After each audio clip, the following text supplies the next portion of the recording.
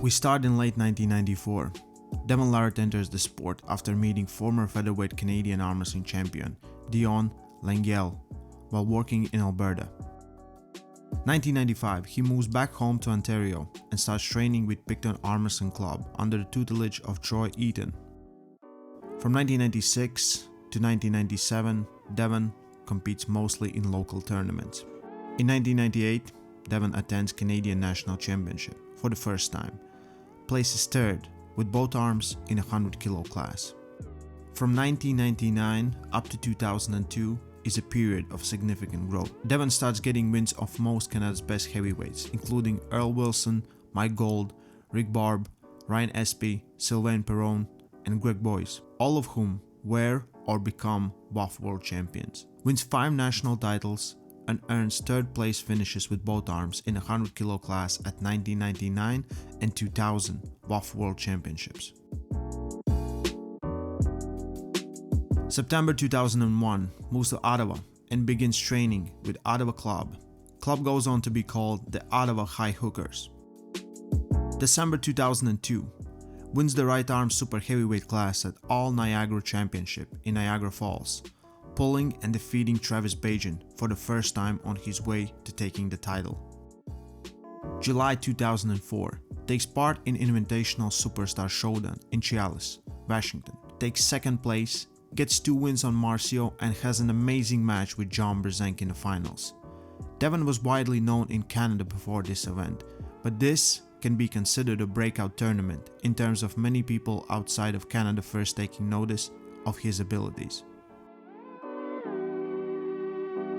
Loses a right-hand super match with Travis Bajan at My Gold Classic by a score 3-1.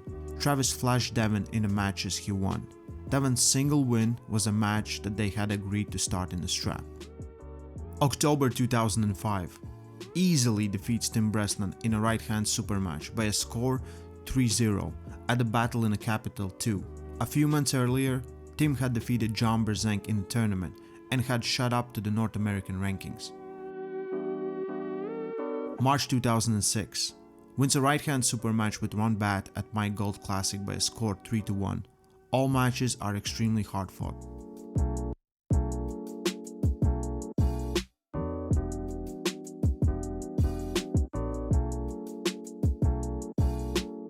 October 2006. Based on his continued rise, he is invited to Dubai for 6-round Paul Vendetta with Taras Ivakin. When Igor Mazurenko sees Devon for the first time in person, he doesn't think he has a chance against the much more muscular Ivakin. Devon loses Vendetta by a score 4-2, but he wins the first 2 matches in a dramatic fashion. Igor Mazurenko and the rest of the world is impressed by his performance.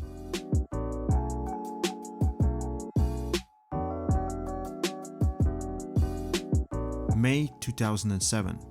Defeats Ron Batt with both arms very convincingly by a score 6-0 in Arm Wars super matches. Looking back, Neil Pickup feels this may have been the strongest version of Devon of all time. May 2008, has a left and right arm super matches with Travis Bajan. Devon wins 5-1 with the right hand and Travis wins 5-1 with left. September 2008. Claims the overall world #1 right-hand ranking when he beats John Brzenk 6-0 in very decisive fashion at Arm Wars Deep Water. He also defeats Michael Todd and Marcio Barboza in a left-hand super matches the same weekend.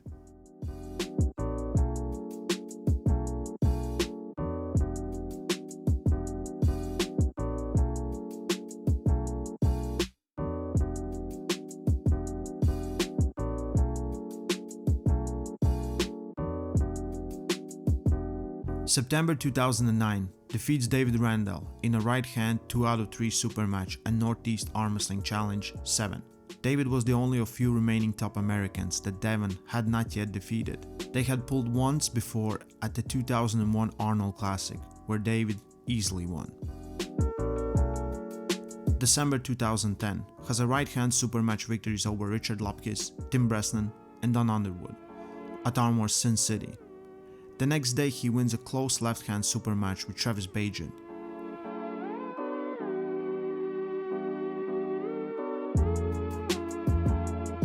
February 2011.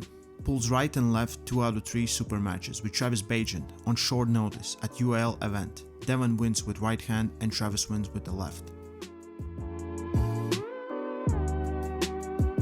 July 2011. Defeats Michael Todd in a right hand super match at Arm Wars Acid Rain by a score 4-2 in one of the most exciting super matches of all time.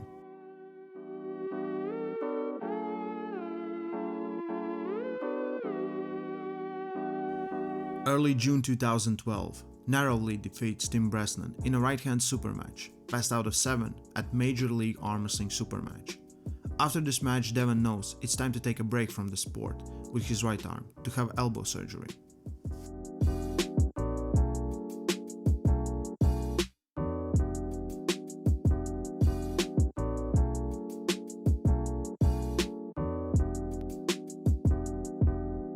Late June 2012, surprises the world when he defeats left-hand world #1 ranked Andrei Pushkar in a pole arm fight in Las Vegas by a score 5-1.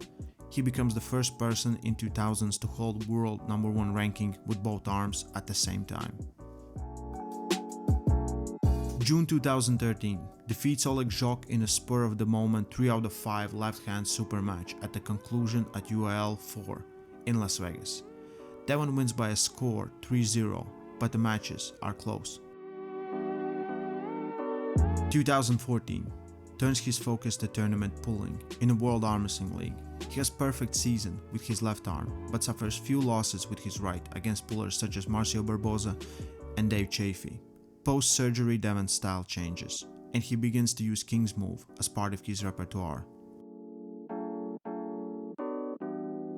2015, has a perfect season with his left arm in WL, but loses with his right at the championships against John Brzenk and Marcio Barboza.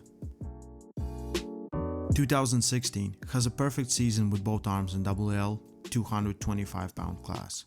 Defeats Ron Batt, right hand, and Matt Mask left in the finals of the championship.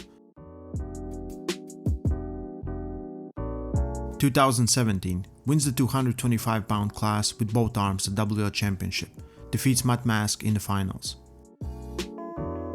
May of 2018, with the elimination of 225-pound class in WL, Devon gains considerable weight to take on super heavyweights. He defeats Jerry Caderet by a score of 3-2 at WL 402. August 2018, defeats Matt Mask by a score 3-1 at WL 405. September 2018, loses to Michael Todd by a score 3-2 at WL 406 in a wild match. November 2018, loses to Denis Tsiplenko by a score 6-0 in a left-hand pole arm fight. Devon is inspired by Denis and subsequently sees him as his Everest. April 2019, defeats Todd Hutchings by a score 3-0 at WL 501.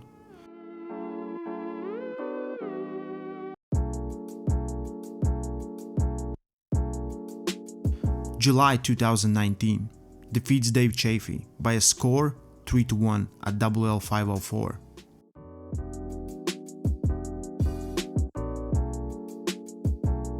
September 2019, defeats Wagner Bottolato by a score 3-1 in a left-hand super match at WL 506.